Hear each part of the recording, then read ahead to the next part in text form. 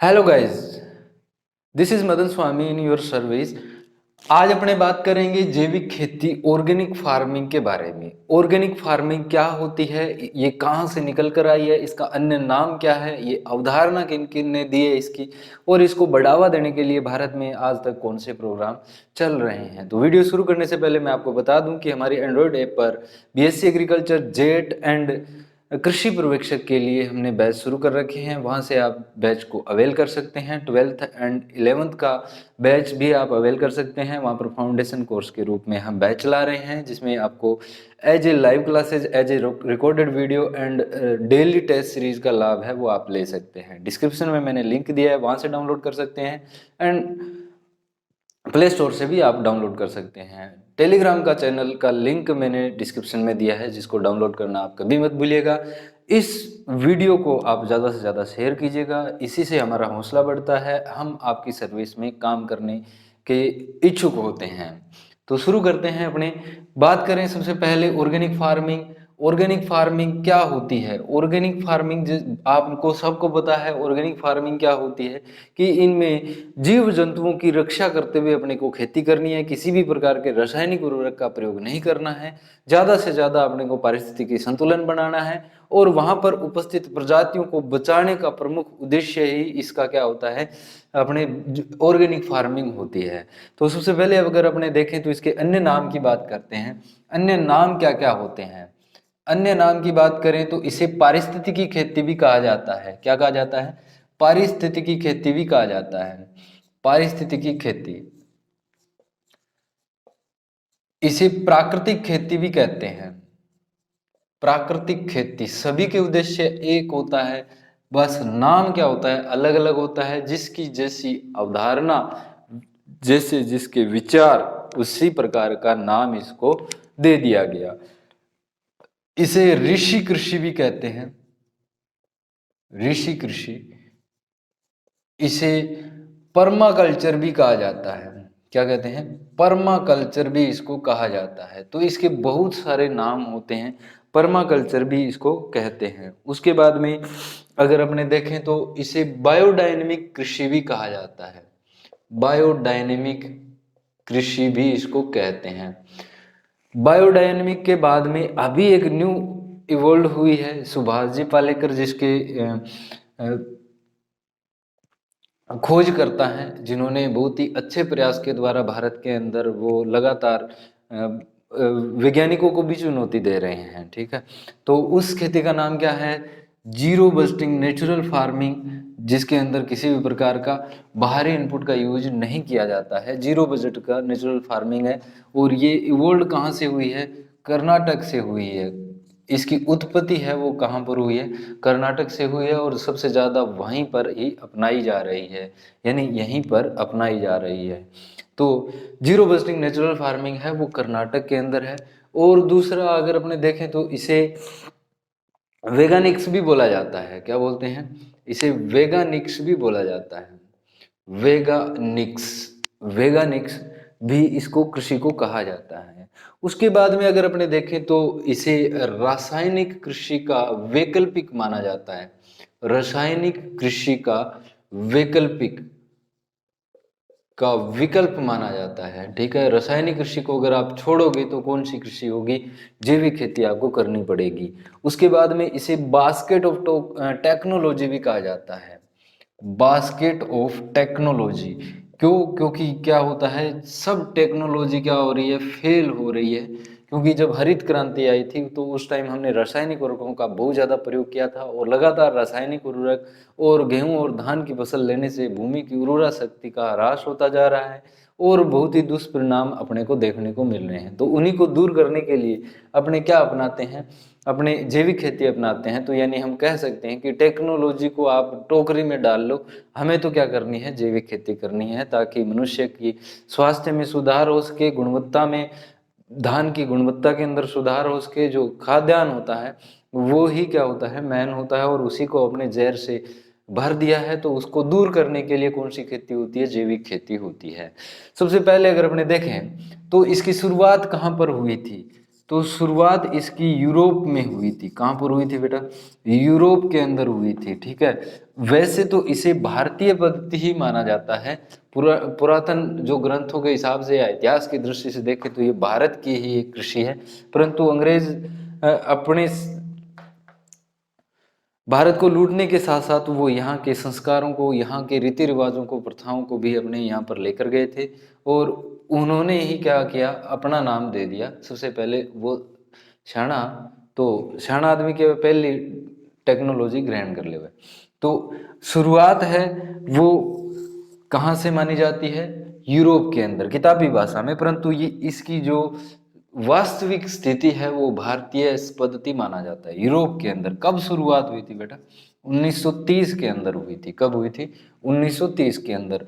देखा जाए तो अगर भारत का कितना क्षेत्रफल है, इंडिया का कितना क्षेत्रफल है, वो जीरो अपने नेचुरल फार्मिंग या ऑर्गेनिक फार्मिंग के अंदर सम्मिलित किया जा सकता है। तो कुल कृषि क्षेत्रफल का जो टोटल अपना ग्रोस कल्टीवेटेड लैंड है, उसका लगभग 10 से 15% भाग को अपनी जैविक कृषि के अंतर्गत लेकर आ सकते हैं। कितने के अंदर? 10 से 15% भाग को जैविक कृषि के अंतर्गत लेकर आया जा सकता है, ठीक है।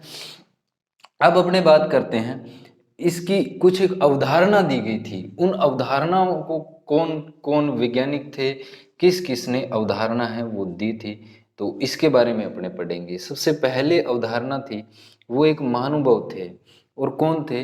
सन 1924 की बात है। कब की बात है? सन 1924 की बात है, और वो महानुभाव थे रूडोल्फ स्टेनर।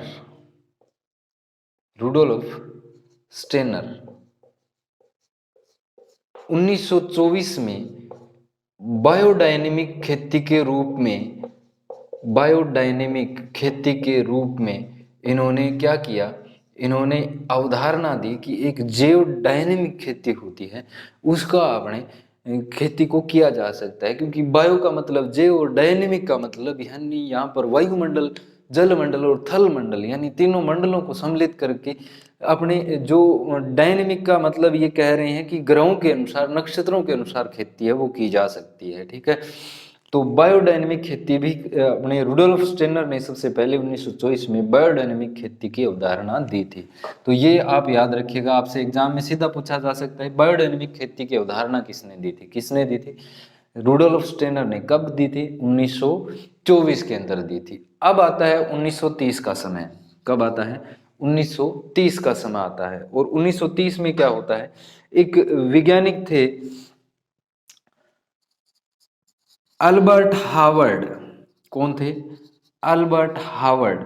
समय क्या था? 1930। जगह कौन सी थी बेटा? जगह थी इंग्लैंड। जगह थी इंग्लैंड। और इन्होंने क्या कहा था? इन्होंने कहा था ये प्राचीन कृषि का प्रकार है, परंतु इन्होंने जिस तरह से परिभाषित किया और उसके अंदर सम्मिलित किया, क्या? आधुनिक जैविक खेती। क्या? आधुनिक जैविक खेती। आधुनिक जैविक खेती की अवधारणा है वो किसने दी थी? अल्बर्ट हावर्ड ने, या 1930 के अंदर इंग्लैंड के अंदर इन्होंने दी थी। अब आता है आगे 1940 का समय। तो उसमें एक वैज्ञानिक थे, कौन? वाल्टर नॉर्थबरन नाम के वैज्ञानिक थे। कौन थे? वाल्टर नॉर्थबरन। 1940 का समय था, और एक इन्होंने बुक लिखी, कौन सी? Look to the land. Look to the land. इन्होंने सबसे पहले ऑर्गेनिक फार्मिंग नाम दिया था। क्या नाम दिया था? ऑर्गेनिक फार्मिंग नाम सबसे पहले किसने दिया था? वाल्टर नॉर्थबरन नाम के वैज्ञानिक ने दिया था। और कब दिया था? 1940 के अंदर। इन्होंने एक बुक लिखी थी, कौन सी? Look to the land. और सबसे पहले ऑर्गेनिक फार्मिंग का नाम देने वाले वैज्ञानिक बन गए थे वाल्टर नॉर्थबरन। एक अवधारणा इन्होंने प्रस्तुत की थी। उसके बाद में आते हैं अपने सन 1900, बात है 63 की। वैज्ञानिक थे आर कार्सन, आपने नाम सुना होगा बहुत बार, आर कार्सन, जिन्होंने एक बुक लिखी थी कब, 1963 के अंदर, और बहुत ही इंपॉर्टेंट बुक लिखी थी। कौन सी? Silent spring. Silent spring. इस बुक में इन्होंने कहा था कि अगर अपने पौधों पर कीटनाशकों का प्रयोग, रसायनों का प्रयोग करते हैं तो वो हमें लंबे समय के बाद में दुष्परिणाम देखने को मिलेंगे। जीव जंतु है वो इससे बहुत ज़्यादा प्रभावित होंगे, नष्ट होंगे। तो आर कार्सन नामक वैज्ञानिक 1963 के अंदर इन्होंने साइलेंट स्प्रिंग नामक बुक लिखकर लोगों को सचेत किया था कि आप जो रासायनिक उर्वरकों का प्रयोग कर रहे हैं या भविष्य में आने वाले दिनों के अंदर रासायनिक उर्वरकों की मांग है वो बढ़ने वाली है, तो इस बढ़वार को के भी दुष्परिणाम होंगे, क्योंकि अति तो किसी हर कोई चीज की बुरी होती है। और आर कार्सन किसके लेखक थे? साइलेंट स्प्रिंग के। वेरी वेरी इंपॉर्टेंट क्वेश्चन बनता है, ठीक है। नेक्स्ट अपने बात करें तो एक आंदोलन हुआ था, कौन सा? अंतरराष्ट्रीय जैविक कृषि आंदोलन। जैविक कृषि आंदोलन, अंतरराष्ट्रीय जैविक कृषि आंदोलन है वो 1972 के अंदर हुआ था। और इन्होंने भी जैविक कृषि की अवधारणा देकर प्रस्तुत किया था कि कौन सा किस प्रकार से खेती है वो की जाती है। नेक्स्ट अपने देखें तो सबसे ज्यादा जैविक खेती या ऑर्गेनिक फार्मिंग का एरिया कहां पर है विश्व के अंदर? तो सबसे ज्यादा कहां पर होता है बेटा? ऑस्ट्रेलिया के अंदर सबसे ज्यादा ऑर्गेनिक फार्मिंग है वो होती है। ऑस्ट्रेलिया के अंदर सबसे ज्यादा ऑर्गेनिक फार्मिंग होती है, याद रखिएगा। और भारत में कहां पर होती है? सिक्किम के अंदर सबसे ज्यादा। जो पूर्वी राज्य है, आसाम हो गया, इनके अंदर, सिक्किम हो गया, त्रिपुरा हो गया, इन्हीं के अंदर, और साउथर्न स्टेट के अंदर भी ज़्यादा होती है, ठीक है। तो सबसे ज़्यादा ऑर्गेनिक कंट्री की बात कर दें अपने तो किसको कहा जाएगा? ऑस्ट्रेलिया को कहा जाएगा, याद रखिएगा, ठीक है। नेक्स्ट अपने बात करते हैं इसके सिद्धांत की। इसके सिद्धांत की तो सिद्धांत देखिए ये क्या कहती है? ये कहती है बेटा, जंतूनाम जीवनम कृषिन, जंतूनाम जीवनम कृषिन, यानी जंतुओं का जीवन ही क्या है? कृषि है। जब अपने कृषि करते हैं तो कृषि के अंदर जब खेत में अपने फसल बोते हैं तो पहले क्या होता था? कृषि पंचांग बनता था, ठीक है। आज भी ऑस्ट्रेलिया हो गया, यूरोपियन कंट्रीज के अंदर, और जैसे अपने इंग्लैंड हो गया, इन देशों के अंदर आज भी कृषि पंचांग जारी होते हैं और उसी के अनुसार खेती की जाती है। कृषि पंचांग का मतलब है कि ग्रह और नक्षत्रों के अनुसार खेती करना, जिसमें चंद्रमा की जो अपने कहते हैं कलाएं होती है उसका प्रभाव पड़ता है। जब चंद्रमा उत्तरायण होता है तो अपने को बुआई नहीं करनी चाहिए, दक्षिणायन होता है तो बुआई करनी चाहिए, पूर्णिमा के समय बुआई करनी चाहिए, ऐसे ऐसी कुछ मान्यताएं थी पहले। और उन्हीं के आधार पर आज भी कृषि पंचांग है वो विकसित देशों के अंदर जारी किया जाता है और उन्हीं के अनुसार खेती होती है, ठीक है। तो जंतुनाम जीवनम कृषिन होता है। और कौन कौन से सिद्धांत है? सबसे पहला सिद्धांत है स्वास्थ्य का। कौन सा सिद्धांत है? स्वास्थ्य का। यह कृषि कहती है कि सबसे पहली आवश्यकता है मनुष्य की स्वास्थ्य है, और मनुष्य की स्वास्थ्य के साथ साथ मृदा का स्वास्थ्य भी जरूरी होता है। मृदा का स्वास्थ्य जरूरी होगा, मृदा का स्वास्थ्य अगर अच्छा होगा तो कम से कम आप उर्वरक प्रयोग करें, और इसका स्वास्थ्य अगर अच्छा है तो सारा इन्वायरमेंट भी शुद्ध रहता है, ठीक है। पहला सिद्धांत इसका स्वास्थ्य का। दूसरा सिद्धांत इसका किसका होता है? पारिस्थितिकी का। पारिस्थितिकी का दूसरा सिद्धांत होता है पारिस्थितिकी या इकोलॉजी। उसके बाद में देखा जाए तो ये कहती है कि अन्याय नहीं होना चाहिए किसी के साथ, न्याय संगत व संतुलन का सिद्धांत। किसी भी जीव के साथ अन्याय नहीं होना चाहिए, यानी कोई भी जो जीव है, सजीव है, उसको अपने क्या कर रहे हैं, स्प्रे करके मार रहे हैं, तो ये न्याय नहीं है, अन्याय है। तो न्याय संगत इसका अपना आगे वाला जो सिद्धांत है, प्रिंसिपल है, वो रहता है। नेक्स्ट अपने बात करें तो ये क्या होता है, सेवा, सर्विस भी प्रदान अपने को करती है। तो ये इसके सिद्धांत है। अभी अपने पढ़ेंगे कुछ एक योजनाएं हैं, जो योजनाएं क्या क्या कौन कौन सी योजनाएं हैं, इसको बढ़ावा देने के लिए प्रमुख रूप से कब से योजनाएं हैं वो शुरू हुई थी, और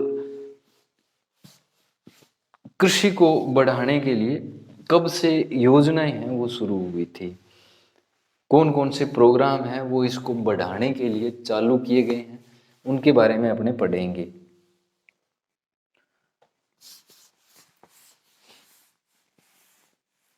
तो देखिए बेटा, आप कभी भी बोर मत होइएगा क्लास से, ठीक है। साइकोलॉजी रहती है ह्यूमन बीइंग की, और आजकल तो आपकी ज़्यादा ही रहती होगी क्योंकि सोशल मीडिया का दौर है। इसमें आपको भ्रमित करने वाले वीडियोज हैं वो बहुत सारे मिल जाते होंगे। और आप ऐसा भी है, कंपटीशन की अगर तैयारी कर रहे हैं तो कंपटीशन की तैयारी करते समय एक निरंतरता जरूरी होती है। दूसरी बात, निरंतरता के साथ साथ आपको कंसंट्रेट होना जरूरी होता है, एक चीज़ पर केंद्रित होना जरूरी होता है। आपने 10 ग्रुप ज्वाइन कर रखे हैं, 10 में सारे दिन क्या होता है, कभी कोई क्विज चालू कर लेता है, कभी कुछ चालू कर लेता है। तो जो जरूरी हो आपके लिए वो ही आप ज्वाइन कीजिए। मैं ये नहीं कहता मेरे वाला ही ज्वाइन कीजिए, एक के साथ जुड़िए। और ज्ञान तो सभी से लेना चाहिए, मैं ये नहीं कहता, ज्ञान तो सभी के से लेना चाहिए, परंतु ज़्यादा अगर आप ज्ञान ले लोगे, अपने को कितना चाहिए, अपने को एग्जाम में सिलेक्शन के लिए चाहिए, ठीक है, तो उतना ही मैटर पढ़िए जितना मैटर आपके एग्जाम के लिए सेटिस्फाई होगा।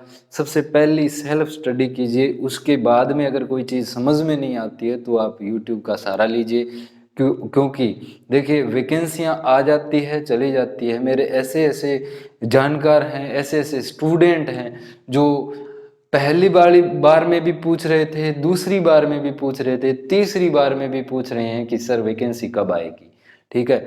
तो वैकेंसियां आती रहती है जाती रहती है, पता नहीं चलता, 1-2 साल तो लगते ही लगते हैं। वैकेंसी, कृषि पर्यवेक्षक की वैकेंसी जल्दी आएगी। जेट का एग्ज़ाम हर साल होता ही है, उसमें कोई सोचने वाली बात नहीं है।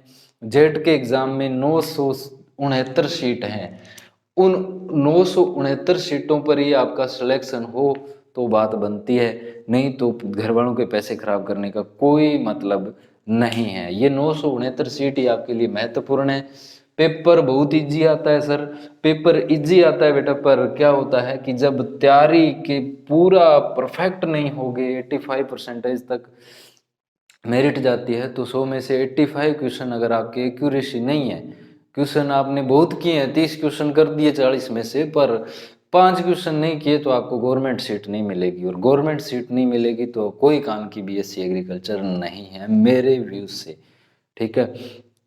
मेरे 5-7 साल के एक्सपीरियंस में प्राइवेट बीएससी आप मत कीजिए, इससे अच्छा आप साइंस की बीएससी ले लीजिए और उसके बाद में बीएड कर लीजिए, एमएससी कर लीजिए, बहुत सारे रास्ते आपके लिए खुले हैं, ठीक है।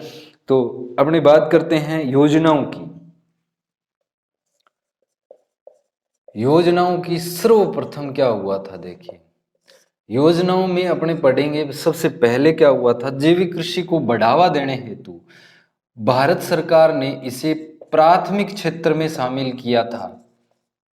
प्राथमिक क्षेत्र में शामिल कब किया था बेटा, प्राथमिक क्षेत्र में शामिल इसको किया था 10वीं पंचवर्षीय योजना, जब प्रधानमंत्री कौन हुआ करते थे, 10वीं 5 ईयर प्लान के अंदर ये क्या हुआ था, शामिल हुआ था। इस समय प्रधानमंत्री कौन थे, अटल बिहारी वाजपेयी, सब है, अटल बिहारी वाजपेयी जी थे।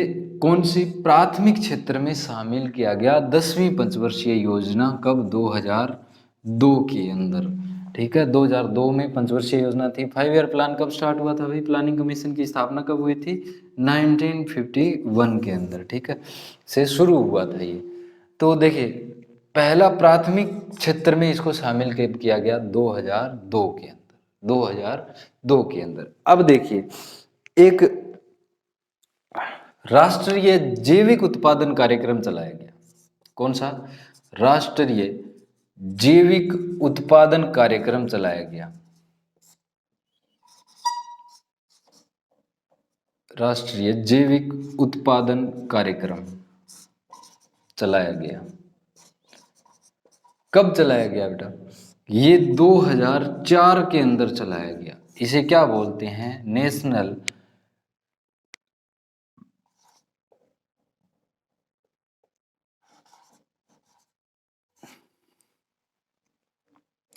राष्ट्रीय जैविक उत्पादन कार्यक्रम 2004 के अंदर चलाया गया था, ठीक है। तो इसे शॉर्ट में क्या बोलते हैं? NPOF बोलते हैं, national programme of organic farming. कब चलाया गया था? 2004 के अंदर चलाया गया। तो उसके बाद में एक दूसरा प्रोग्राम चलाया गया, राष्ट्रीय जैविक खेती केंद्र। जैविक खेती केंद्र, इसे क्या बोलते हैं? National centre of organic farming. NCOF की स्थापना कब हुई थी? 2004 में हुई थी। कहाँ हुई थी सर? गाजियाबाद के अंदर हुई थी। और गाजियाबाद है वो कहाँ पर है? उत्तर प्रदेश, यूपी के अंदर है, ठीक है। गाजियाबाद के अंदर इसकी स्थापना है वो हुई थी। उसके बाद में गाजियाबाद यूपी के अंदर होने के बाद में, आज भाई इंक मुक गई है और इंक मेरे पास है नहीं, कल लेकर आएंगे, ठीक है, लानी भूल गया मैं। तो NCOF की स्थापना है वो कब हुई थी? 2004 के अंदर, गाजियाबाद में और यूपी के अंदर ये स्थित है। उसके बाद में देखिए, 1 जुलाई 2001 को प्रमाणीकरण संस्था की स्थापना हुई। किसकी स्थापना हुई? प्रमाणीकरण संस्था की स्थापना हुई। प्रमाणीकरण संस्था क्या होती है सर? प्रमाणीकरण संस्था वे संस्थाएं होती है जो अपने कार्बनिक उत्पादों को प्रमाणित करती है कि ये कार्बनिक है। और कितने वर्ष का टाइम लेती है ये? 2 से 3 वर्ष का। यानी आज आपने उगाना शुरू किया है तो आपको लाइसेंस 2 से 3 साल बाद में मिलेगा कि इसने 2 से 3 साल लगातार रासायनिक उर्वरकों का प्रयोग नहीं किया है, ठीक है। तो याद रखिएगा, प्रमाणीकरण संस्थाओं की स्थापना की किस किस की थी? पहली तो इस संस्था थी वो थी स्पाइस बोर्ड, मसाला बोर्ड, स्पाइस बोर्ड। उसके बाद में टी बोर्ड, टी बोर्ड। और उसके बाद में कॉफी बोर्ड, कॉफी बोर्ड। और नेक्स्ट कॉफी बोर्ड के बाद में एपिडा, एपिडा। एपिडा की स्थापना कब हुई थी? 1985 के अंदर हुई थी। तो जो spice board, tea board, coffee board और एपिडा था, इन संस्थाओं को बोला गया कि आप है ना जैविक उत्पादों का प्रमाणीकरण का काम कीजिए, ठीक है, याद रखिएगा। और कब स्थापना हुई थी? 1 जुलाई 2001 को इनको ऑर्डर जारी किया गया था। तो ये इसके बाद में बहुत सारे कार्यक्रम चले गए। जैसे कि अपने बात करते हैं, मृदा दिवस कब मनाया जाता है? मृदा दिवस, मृदा दिवस 5 दिसंबर को मनाया जाता है। कब मनाया जाता है? 5 दिसंबर को मनाया जाता है। 5 दिसंबर को क्या मनाते हैं? मृदा दिवस मनाया जाता है। और दूसरा अगर अपने देखें तो FAO ने मृदा वर्ष किसको घोषित किया था? कौन से वर्ष को मृदा वर्ष घोषित किया था? तो ये किया था 2014 को। 2014 को। किसने किया था? मृदा वृक्ष या मृदा स्वास्थ्य वृक्ष की घोषणा एफएओ ने की थी। रोम इटली 1945 के अंदर इसकी स्थापना हुई। 2014 को किस वर्ष के रूप में मनाया गया? मृदा वर्ष के रूप में मनाया गया। उसके बाद में मृदा स्वास्थ्य कार्ड, मृदा स्वास्थ्य कार्ड, मृदा स्वास्थ्य कार्ड योजना की शुरुआत है वो कब की गई थी? ये 2015 के अंदर की गई थी। कब की गई थी बेटा? 2015 के अंदर सूरतगढ़ में श्रीमान नरेंद्र मोदी, प्रधानमंत्री माननीय नरेंद्र मोदी के द्वारा इसकी स्थापना शुरुआत है वो की गई थी। बहुत ही अच्छी स्कीम है अगर सही ढंग से कार्य किया जाए इस पर। नेक्स्ट अपने देखें तो उसके बाद में राष्ट्रीय परंपरागत कृषि योजना, राष्ट्रीय परंपरागत कृषि योजना है। राष्ट्रीय परंपरागत कृषि योजना या मिशन की शुरुआत है वो कब हुई थी? 2015-16 के अंदर हुई थी। कब हुई थी? 2015-16 के अंदर राष्ट्रीय परंपरागत कृषि मिशन की शुरुआत हुई थी, जिसमें परंपरागत कृषि को बढ़ावा देने के लिए विभिन्न एलिमेंट्स का यूज किया गया था। उसके बाद में अगर अपने देखें तो 18 जनवरी 2016 को सिक्किम राज्य को कार्बनिक राज्य के रूप में घोषित किया गया। सिक्किम राज्य को कार्बनिक, पूर्ण रूप से कार्बनिक राज्य, पहला राज्य है वो भारत का कौन सा है? सिक्किम। कब हुई घोषणा हुई थी? 18 जनवरी 2016 को घोषणा हुई थी। प्रथम जैविक राज्य के नाम से जाना जाता है। नेक्स्ट अगर अपने देखें तो एक स्कीम थी नमसा, national mission of sustainable agriculture, नमसा। नमसा की शुरुआत कब हुई थी बेटा? नमसा की शुरुआत 2014 के अंदर हुई थी। 2014 के अंदर 1 अप्रैल 2014 के अंदर हुई थी। इससे पहले ये एक माइक्रो इरिगेशन स्कीम थी जिसको अपग्रेड करके क्या बनाया गया? नमसा बनाया गया। और इसके अंडर में 4 स्कीमें लेकर आए, जिसके अंदर जो सोयल हेल्थ कार्ड का योजना है इसको सोयल हेल्थ मिशन के कंपोनेंट के रूप में इसके अंदर शामिल किया गया था। तो national mission of sustainable agriculture कब शुरू हुआ था? 2014 के अंदर शुरू हुआ था, याद रखिएगा। ठीक है। उससे पहले ये माइक्रो इरिगेशन की स्कीम थी, जिसको बाद में बदल के क्या बना दिया गया? नमसा। और इसके अंदर 4 कंपोनेंट को शामिल कर लिया गया, जैसे फार्म पर वाटर शेड मैनेजमेंट का जो कंपोनेंट है उसको भी इसी के अंदर शामिल किया गया था। उसके बाद में कौन सी योजना आती है? प्रधानमंत्री कृषि विकास योजना, PKVY। कब शुरुआत हुई थी इसकी? 2015 के अंदर। प्रधानमंत्री कृषि विकास योजना कब शुरुआत हुई थी? 2015 के अंदर। इसके अंदर भी अपने क्या होते हैं? विभिन्न क्लस्टर बनाए जाते हैं और क्लस्टरों पर ऑर्गेनिक फार्मिंग है वो करवाई जाती है। नेक्स्ट अपने देखें राष्ट्रीय कृषि विकास योजना, RKVY, राष्ट्रीय कृषि विकास योजना पहली कौन सी थी? प्रधानमंत्री कृषि विकास योजना की शुरुआत कब हुई थी? 2015 के अंदर। और RKVY की स्थापना कब हुई थी? 2007 के अंदर RKVY की स्थापना हुई थी। उसके बाद में नेक्स्ट अपने आता है mission of integrated development of horticulture, MIDH। तो इसकी स्थापना शुरुआत कब हुई थी? 2005 के अंदर हुई थी। ये भी ऑर्गेनिक फार्मिंग को बढ़ावा देने के लिए क्लस्टर्स के द्वारा जो अपने फल वाले पौधे होते हैं, उद्यान होते हैं, उनके अंदर ऑर्गेनिक प्रोडक्शन है वो करवाता है। ठीक है, फलों का ऑर्गेनिक प्रोडक्शन करवाता है MIDH। उसके बाद में नेक्स्ट जो स्कीम आई थी वो थी national mission of oil seed and oil palm programme. तो ये प्रोग्राम कब शुरू हुआ था, कब इफेक्ट के अंदर आया था? 2014-15 के अंदर यह इसकी शुरुआत हुई थी। तो ये इसका इंट्रोडक्शन था। जैविक खेती क्या होती है, जैविक खेती के अन्य नाम क्या होते हैं, किस प्रकार से कौन से सिद्धांत पर काम करती है, अवधारणाएं हैं वो कौन कौन से महापुरुषों ने दी थी, और भारत के अंदर इस कृषि का क्या भविष्य है। भारत के अंदर 10 से 15% तक इसके क्षेत्रफल को लेकर आया जा सकता है। जैविक खेती एक बहुत ही महत्वपूर्ण कंपोनेंट है एग्रीकल्चर का। आप यहाँ तक आए, आपका बहुत बहुत धन्यवाद।